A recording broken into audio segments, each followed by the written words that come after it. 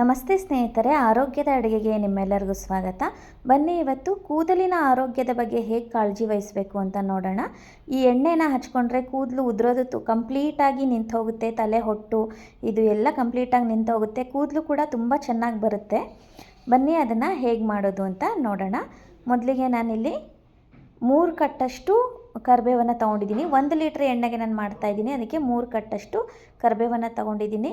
ಕರಿಬೇವು ಎಳೆ ಕರಿಬೇವಲ್ಲಿ ಕಡ್ಡಿ ಕೂಡ ತೊಗೊಂಡಿದ್ದೀನಿ ನೋಡಿ. ಕಡ್ಡಿ ಸಮೇತ ಹಾಕಬೇಕು, ಅದರಲ್ಲಿರೋ ಅಂಶ ಕೂಡ ಬರಬೇಕು. ಆನಂತರ 1/4 kg ಈರುಳ್ಳಿನ ಕಟ್ ಮಾಡಿ ಇಟ್ಕೊಂಡಿದ್ದೀನಿ. 8 ರಿಂದ 10 ವೀಳ್ಯದೆಲೆನ ಇಟ್ಕೊಂಡಿದ್ದೀನಿ, ಚಿಕ್ಕ ಚಿಕ್ಕದಾಗಿರೋದು. ಆನಂತರ 1/4 kg ಬೆಟ್ಟದ ನೆಲ್ಲಿಕಾಯಿನ ಇಟ್ಕೊಂಡಿದ್ದೀನಿ, ಕಟ್ ಮಾಡಿ ಇಟ್ಕೊಂಡಿದ್ದೀನಿ. ಆನಂತರ 100 ಗ್ರಾಮಷ್ಟು ಮೆಂತ್ಯಕಾಳು, ಆನಂತರ ಒಂದು 8-10 ಎಲೆ ದಾಸವಾಳದ ಎಲೆನ ಇಟ್ಕೊಂಡಿದ್ದೀನಿ. ಆನಂತರ ದಾಸವಾಳದ ಹೂವನ್ನು ಕೂಡ ಇಟ್ಕೊಂಡಿದ್ದೀವಿ. ಇದು ಕೂಡ 8 ರಿಂದ 10 ಹೂವನ್ನು ಇಟ್ಕೊಂಡಿದ್ದೀವಿ. ಆನಂತರ 1 ಲೀಟರ್ ಎಣ್ಣೆನ ತೊಗೊಂಡಿದ್ದೀನಿ, ಕೊಬ್ಬರಿ ಎಣ್ಣೆ, ಪ್ಯೂರ್ ಕೊಬ್ಬರಿ ಎಣ್ಣೆ.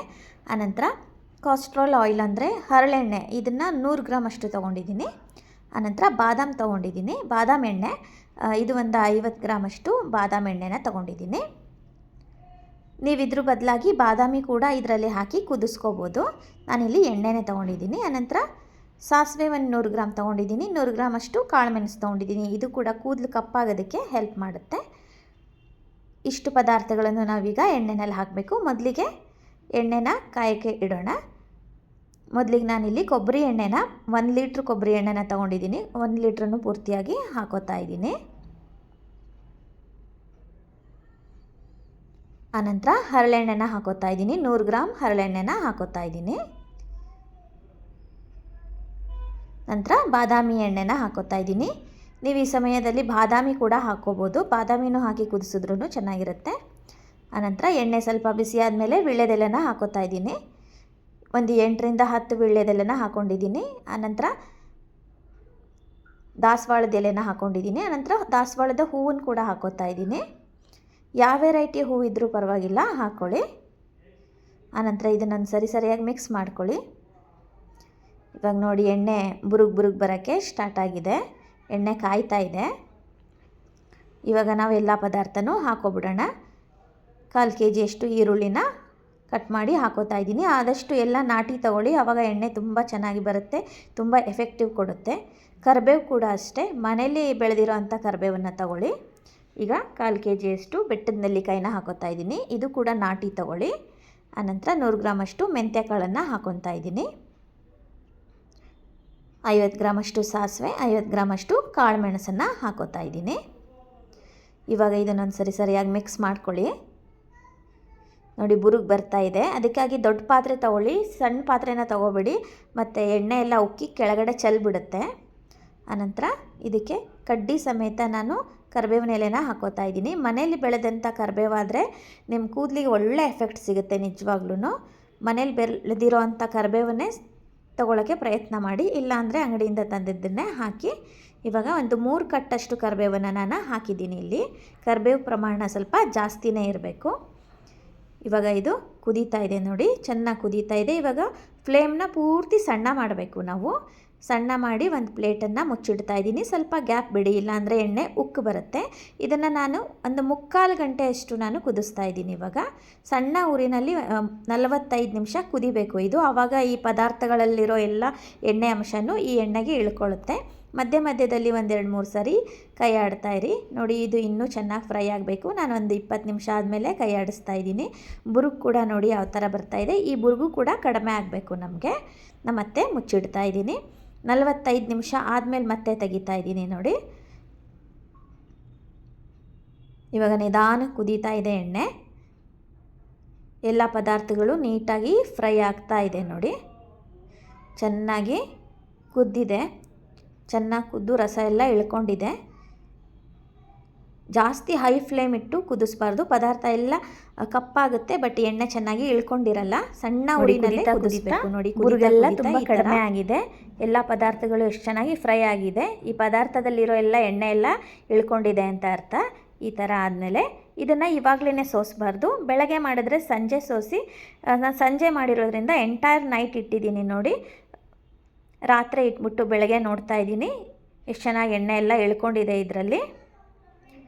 ಕಲರ್ ಕೂಡ ಬಂದಿದೆ. ಕೂದಲು ಕೂಡ ಕಪ್ಪಾಗೋಕ್ಕೆ ಸಹಾಯ ಮಾಡುತ್ತೆ ಈ ಎಲ್ಲ ಪದಾರ್ಥಗಳು. ಇದನ್ನು ಇವಾಗ ಹಾಗೆ ಸೋಸಿಬಿಡಿ. ಇದನ್ನು ಇವಾಗ ಮತ್ತೆ ಒಂದು 5 ನಿಮಿಷಗಳ ಕಾಲ ಸಣ್ಣ ಉರಿನಲ್ಲಿ ಕುದಿಸ್ಕೋಬೇಕು. ಸ್ವಲ್ಪ ಬಿಸಿ ಮಾಡ್ಕೋಬೇಕು. ಒಂದು 5 ನಿಮಿಷ ಕುದಿಸಿದ್ರೂ ಪರವಾಗಿಲ್ಲ. ಏಕೆಂದರೆ ಇವಾಗ ರಾತ್ರಿ ಎಲ್ಲ ಇಟ್ಟಿರ್ತೀವಲ್ಲ, ಎಣ್ಣೆ ಎಲ್ಲ ಆ ಪದಾರ್ಥದ ಮೇಲೇ ಹತ್ಕೊಂಡಿರುತ್ತೆ. ಅದೆಲ್ಲ ಬಿಡ್ಕೊಂಡು ಬರಬೇಕು ಅಂದರೆ ಒಂದು 5 ನಿಮಿಷಗಳ ಕಾಲ ಸಣ್ಣ ಉರಿನಲ್ಲಿ ಕುದಿಸಿದ್ರೆ ಸಾಕು. ನೋಡಿ, ಎಲ್ಲವೂ ಚೆನ್ನಾಗಿ ಫ್ರೈ ಆಗಿದೆ. ಒಂದು 5 ನಿಮಿಷ ಕುದಿಸಿದ್ರೆ ಸಾಕಾಗತ್ತೆ. ನೋಡಿ, ಎಣ್ಣೆ ಬಣ್ಣ ಕೂಡ ಯಾವ ಥರ ಬಂದಿದೆ. ಪದಾರ್ಥಗಳೆಲ್ಲ ಎಷ್ಟು ಚೆನ್ನಾಗಿ ಫ್ರೈ ಆಗಿದೆ. ಇದನ್ನು ನೀವು ವಾರದಲ್ಲಿ 2 ಸಾರಿ ಹಚ್ಕೊಂಡ್ರೂ ಸಾಕು, ಅಥವಾ 1-2 ಸಾರಿ ಹಚ್ಕೊಂಡು ಆ ಎಣ್ಣೆ ಕೂದಲಲ್ಲೇ ವಾರ ಇಡೀ ಇದ್ದು ತಲೆ ಸ್ನಾನ ಮಾಡಿದ್ರೂ ಒಳ್ಳೆ ಎಫೆಕ್ಟ್ ಸಿಗುತ್ತೆ. ಆನಂತರ ಒಂದು ಜಾಲರಿ ಮೇಲೆ ಕಾಟನ್ ಬಟ್ಟೆ ಹಾಕ್ಕೊಂಡು ಇದನ್ನು ಸ್ವಲ್ಪ ಬೆಚ್ಚಗಿರುವಾಗೇ ಸೋಸ್ಕೊಂಡ್ಬಿಡಬೇಕು. ಪೂರ್ತಿ ತಣ್ಣ ಆಗಲಿಕ್ಕೆ ಬಿಡಬಾರ್ದು.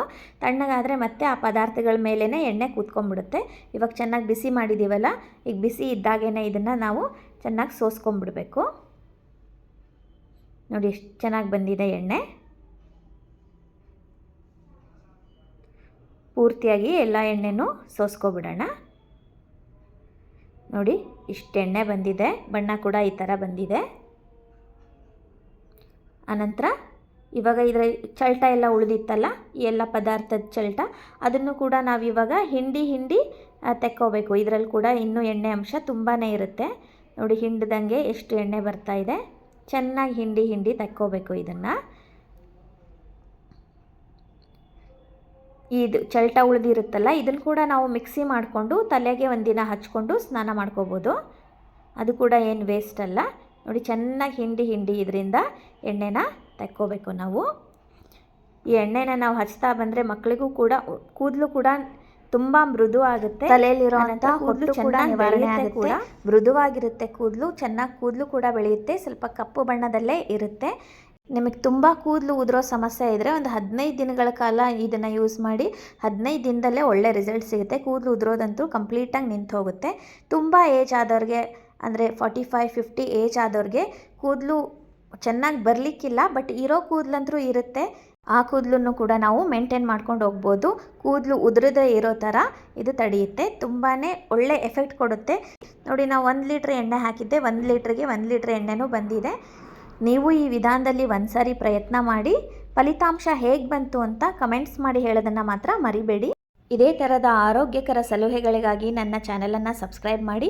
ಮತ್ತೆ ಇನ್ನೊಂದು ಆರೋಗ್ಯದ ಅಡುಗೆಯೊಂದಿಗೆ ನಿಮ್ಮನ್ನೆಲ್ಲ ಭೇಟಿಯಾಗ್ತೀನಿ. ಅಲ್ಲಿವರೆಗೂ ನಮಸ್ಕಾರ. ಈ ವಿಡಿಯೋ ನೋಡಿದ್ದಕ್ಕಾಗಿ ನಿಮ್ಮೆಲ್ಲರಿಗೂ ಧನ್ಯವಾದ.